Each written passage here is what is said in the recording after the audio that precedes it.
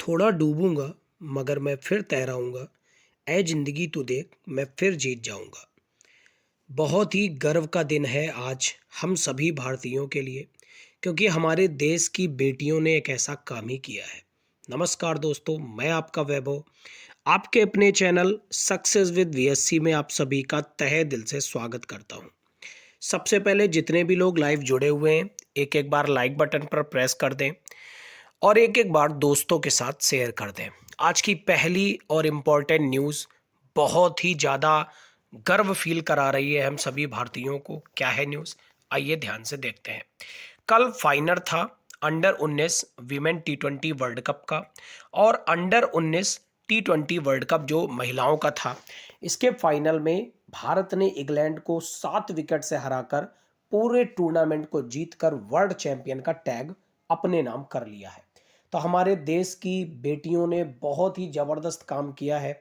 Under 19 यानी 19 साल से नीचे की लड़कियों का ये विश्व कप था 2020 क्रिकेट मैच का, जिसे भारत ने जीत लिया है।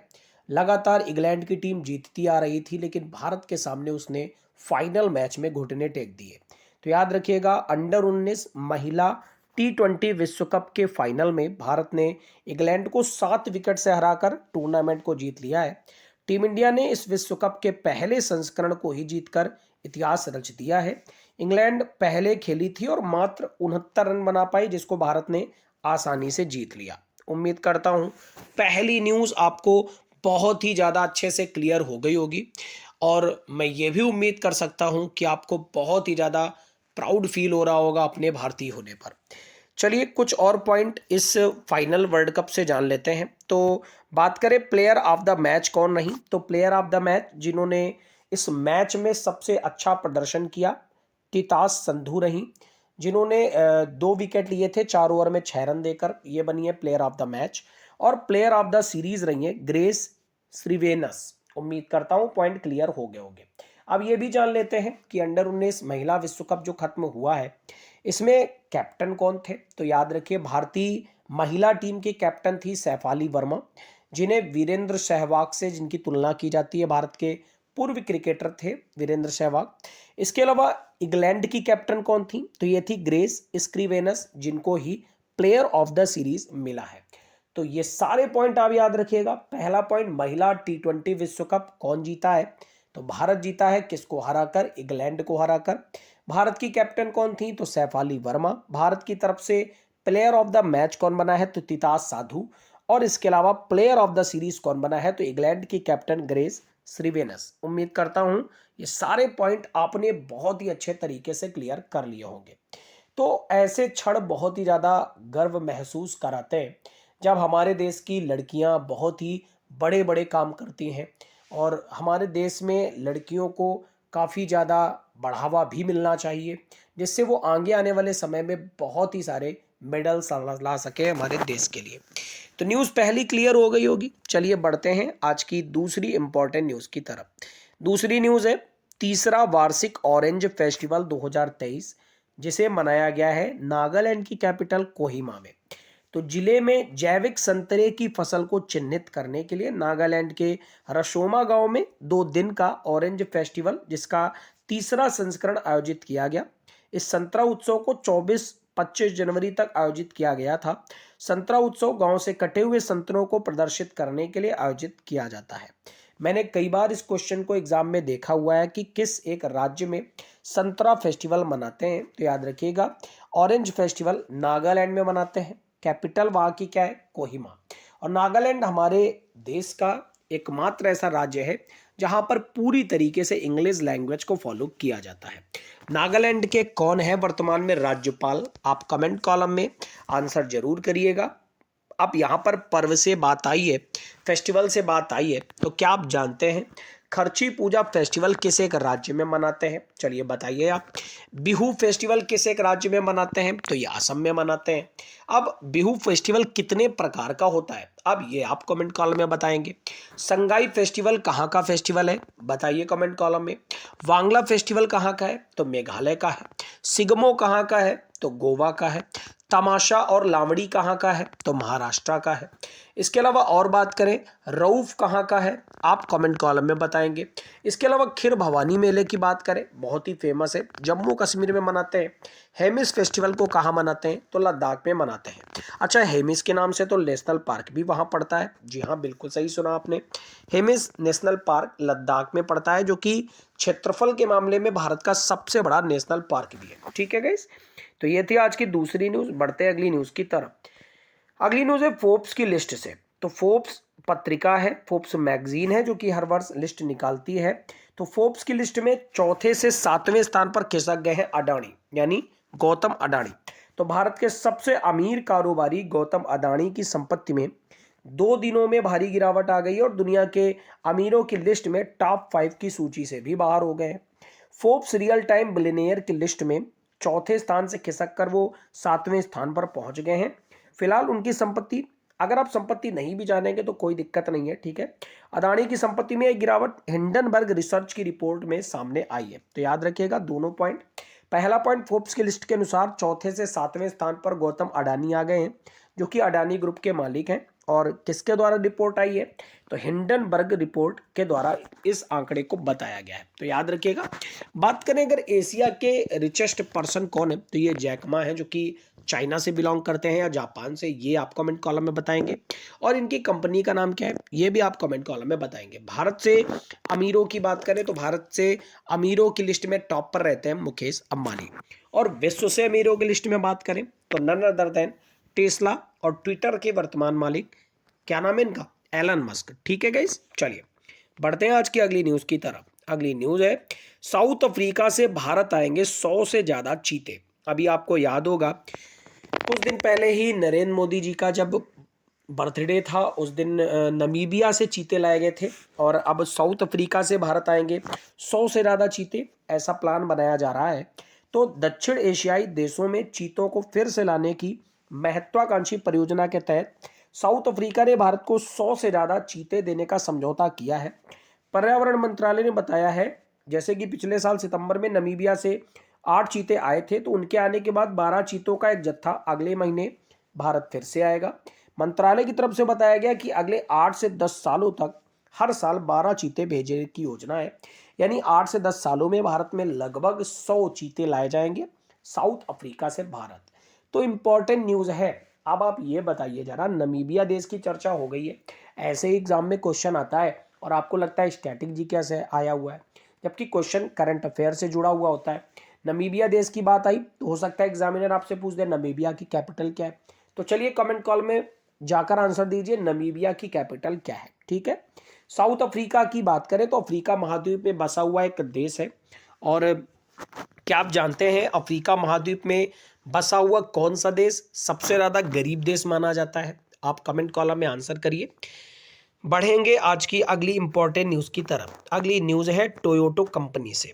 क्या है न्यूज़, आइए इस पर प्रकाश डालते हैं। टोयोटा ने कोजी सेटो को नए सीईओ के रूप में नामित किया है। तो टोयोटा कंपनी कुछ बड़े बदलाव करने जा रही। कंपनी ने खुद बताया है कि अकीडो टोयोटा मोटर कॉरपोरेशन के सीईओ के रूप में अपनी भूमिका से हटने जा रहे हैं और कंपनी के अध्यक्ष की भूमिका संभालेंगे। यानी कि टोयोटा कंपनी में जो अभी तक उसके सीईओ थे अकियो टोयोडा, इनको उस कंपनी का अध्यक्ष बनाया जाएगा। और वर्तमान के समय में लेक्सस और गाजू रेसिंग के अध्यक्ष कोजी सातो इस बीच टोयोटा के सीईओ बनाए जाएंगे। यानी कि टोयोटा के नए सीईओ बनाए जाएंगे काजी शोतो, और उसके जो सीईओ थे अभी तक जिनका नाम था अकियो टोयोडा, इनको उसका अध्यक्ष बना दिया जाएगा। तो याद रखिएगा टोयोटा कंपनी से न्यूज़ थी। कहाँ की कंपनी है, कमेंट कॉलम में आप आंसर करिए कि कहाँ की टोयोटा कंपनी है। ठीक है गाइस, बात करें कंपनियों की बात आई है तो क्या आप जानते हैं फेसबुक कंपनी किसकी है?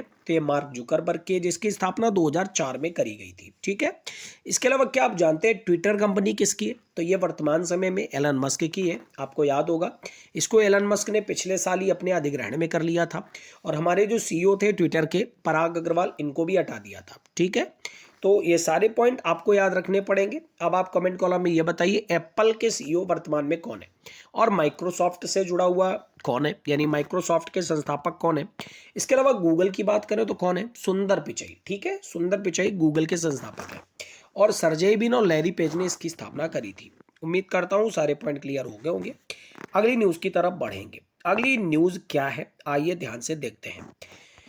अगली न्यूज़ अंतर सरकारी, एक सेकेंड, न्यूज़ थोड़ा आगे बढ़ गई है, कोई दिक्कत नहीं है। आज थोड़े नेटवर्क में इश्यू सुबह से ही है, जैसा कि कल भी नेटवर्क में बहुत ज़्यादा इश्यू था। चलिए बढ़ते हैं, तो इस वाली न्यूज़ पर थे गाइस, ठीक है। चलिए आइए देखते हैं। अंतर सरकारी तकनीकी कार्य समूह के 12वें सत्र में भारत को उपाध्यक्ष चुना गया है। तो रोम में 18 से 20 जनवरी के दौरान आयोजित पशु आनुवांशिक संस्थान पर अंतर सरकारी तकनीकी कार्य समूह के 12वें सत्र में भारत को उपाध्यक्ष के रूप में चुना गया है।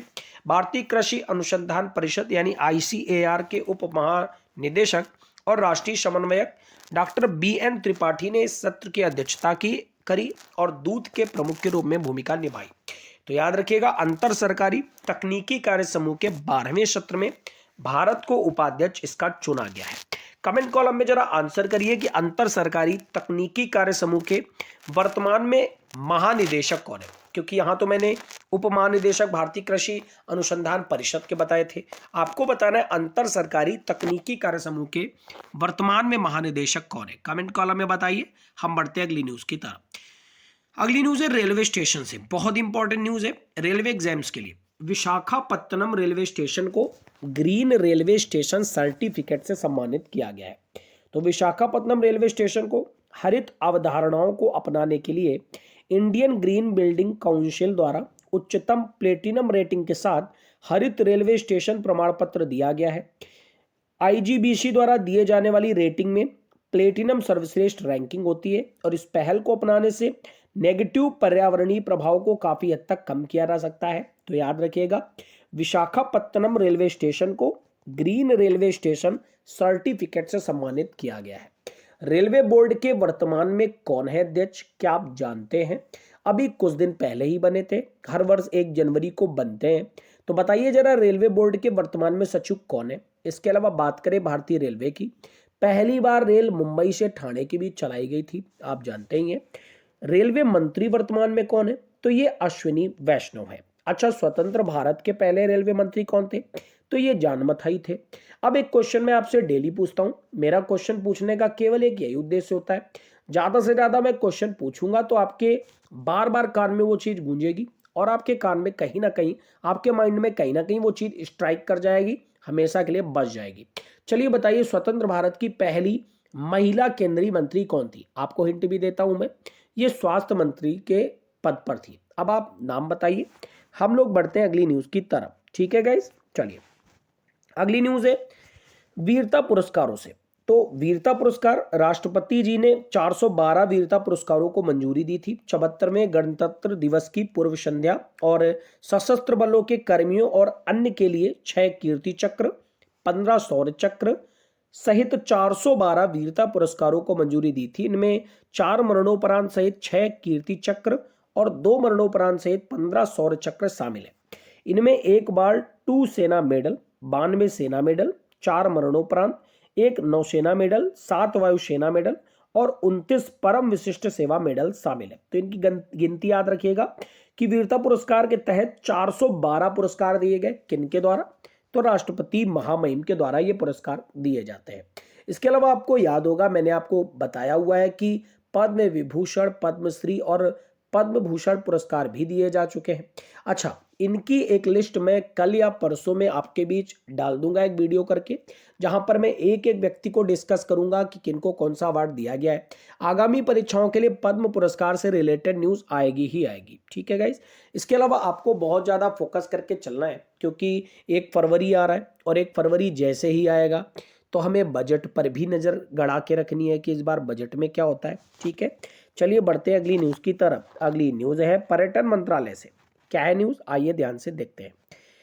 पर्यटन मंत्रालय ने लाल किले के लॉन में क्या किया है, आइए जानते हैं। तो पर्यटन मंत्रालय ने लाल किले के लॉन में 6 दिन का मेगा इवेंट भारत पर्व का आयोजन किया है। तो गणतंत्र दिवस के समापन के बाद मंत्रालयों, सरकारी विभागों, राज्यों और केंद्र शासित राज्यों की झांकियां लाल किले के परिसर में रखी जाती हैं, जहां से एक नए पर्व की शुरुआत करी जाती है जो 5 दिन तक चलता है, जिसे भारत पर्व कहा जाता है। तो उसी का आयोजन किया गया है पर्यटन मंत्रालय के द्वारा। भारत पर्व की बात करें तो भारत पर्व को मनाने का फैसला पहली बार 2016 में 27 जनवरी को लिया गया था, जिसकी शुरुआत पर्यटन मंत्रालय ने करी थी। और इस पर्व को मनाने का जो उद्देश्य होता है वो पर्यटन को और अधिक बढ़ावा देना, भारत की संस्कृति और विरासत को प्रदर्शित करना है। शुरुआती सालों में इस पर्व को 3 दिन तक मनाया जाता था, लेकिन प्रेजेंट टाइम में 5 दिन तक मनाया जाता है। अब आप कमेंट कॉलम में बताइए, पर्यटन मंत्रालय के मंत्री वर्तमान में भारत में कौन है। बढ़ते हैं हम लोग अगली न्यूज की तरफ। अगली न्यूज है बेंगलुरु में आयोजित होने वाला एरो इंडिया 2023। तो एरो इंडिया शो 2023 का आयोजन बेंगलुरु में 13 से 17 फरवरी तक आयोजित होगा, ऐसी घोषणा कर दी गई है। किनके द्वारा? रक्षा मंत्रालय के द्वारा। कौन है रक्षा मंत्री वर्तमान समय में? तो राजनाथ सिंह जी हैं, ठीक है। और याद रखिएगा कि बेंगलुरु में आयोजित होगा एरो इंडिया 2023। कब से कब तक? 13 से 17 फरवरी तक। अगली न्यूज की तरफ बढ़ते हैं। अगली न्यूज है कनाडा दुनिया के पहले फोटोनिक आधारित क्वांटम कंप्यूटर का व्यवसायीकरण करेगा। तो कनाडा के प्रधानमंत्री जस्टिन ट्रूडो ने दुनिया के पहले फोटोनिक आधारित दोष सहिष्णु क्वांटम कंप्यूटर के निर्माण और व्यवसायीकरण के लिए एक नए संघीय निवेश की घोषणा करी है। तो याद रखिएगा कि कनाडा दुनिया के पहले फोटोनिक आधारित क्वांटम कंप्यूटर का व्यवसायीकरण करेगा। क्या आप जानते हैं आधुनिक कंप्यूटर के जनक किन्हें माना जाता है? कौन थे आधुनिक कंप्यूटर के जनक? अगर आपको पता है तो कमेंट कॉलम में आप जरूर आंसर दीजिए। और जितने भी लोग लाइव जुड़े हो ना, अपने प्यारे प्यारे हार्ट्स देते रहा करो, जिससे ये पता चलता ही रहे कि आप लगातार क्लास को देख रहे हैं, ठीक है। और जो शुरू से लेकर आखिरी तक क्लास को देखेगा वही ही क्लास का महत्व तो समझ पाएगा, ठीक है गाइस। चलिए बढ़ते हैं इस वीडियो के सबसे इंटरेस्टिंग पार्ट की तरफ। राज्य दर्शन में आज राज्य उत्तराखंड में लेकर आया हूं आपके सामने। तो जैसा कि आपको मैप में दिख रहा है, ये पड़ता है उत्तराखंड, ये उत्तराखंड का मैप बना हुआ है, ठीक है गाइस। बात करते हैं कुछ उत्तराखंड राज्य के इंपॉर्टेंट फैक्ट से। तो एक एक पॉइंट बहुत अच्छे से आप नोट भी करते जाना, समझते भी जाना। जितने भी लोग नोट करते हैं उनके लिए वेल एंड गुड, क्योंकि लगातार देख रहे रहने से कोई फायदा नहीं है। चीज़ों को नोट भी किया करें आप ज़्यादा से ज़्यादा। सबसे पहले बात करें स्थापना की, तो 9 नवंबर 2000 को इसकी स्थापना हुई थी। जैसा कि आपको पता है उत्तर प्रदेश से अलग होकर एक नया राज्य बना था, और शुरुआत में उत्तरांचल के नाम से भी जाना जाता था, और प्रेजेंट टाइम में उत्तराखंड के रूप में जानते हैं। राजधानी देहरादून है। इसके अलावा इसकी एक ग्रीष्मकालीन राजधानी भी है जिसका नाम गैरसैंण है। शायद आपको पता ही होगा, नहीं पता है उनके लिए वेल एंड गुड है, ठीक है। मुख्यमंत्री कौन है प्रेजेंट टाइम में? तो ये पुष्कर सिंह धामी है, और राज्यपाल हैं गुरमीत सिंह, ठीक है। क्षेत्रफल की बात करें तो 53,484 वर्ग किलोमीटर है, जो कि देश में 19वें स्थान पर आता है। सर्वाधिक क्षेत्रफल वाला जिला कौन सा है? तो ये उत्तरकाशी है, जहां पर सर्वाधिक क्षेत्रफल है।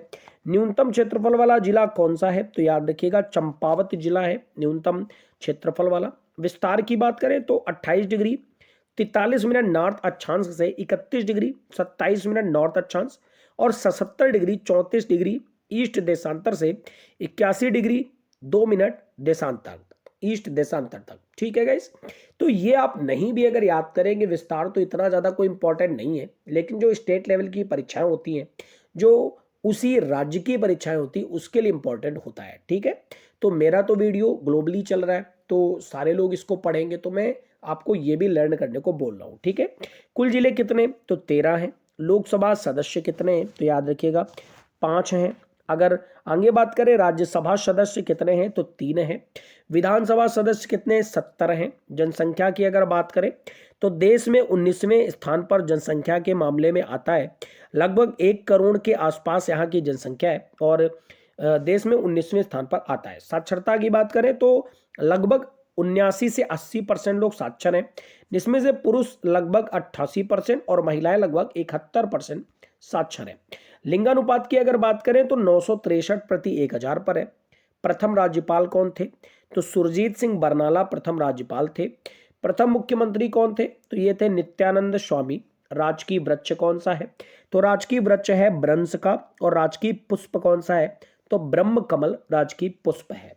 तो ये थे कुछ इंपॉर्टेंट फैक्ट। मैं आपको बता दूं, मैं कोई भी राज्य को लेकर आता हूं तो 2 क्लासेस में आपके भी डिस्कस करता हूं, और 2 क्लास में उस राज्य से जुड़े हुए सारे इंपॉर्टेंट फैक्ट को क्लियर करा देता हूं, ठीक है गाइस। तो अगर आपको क्लास अच्छी लगती है ना, तो आप 3 काम करना मत भूलिएगा। ज़्यादा से ज़्यादा लाइक करना मत भूलिएगा, दोस्तों के साथ ज़्यादा से ज़्यादा इस वीडियो को शेयर करिएगा, because sharing is caring guys. और सब्सक्राइब करना जितने भी लोग पहली बार जुड़ रहे हो भूलना ही मत, ठीक है गाइस। आपका दिन मंगलमय हो। Thank you everyone, God bless you all.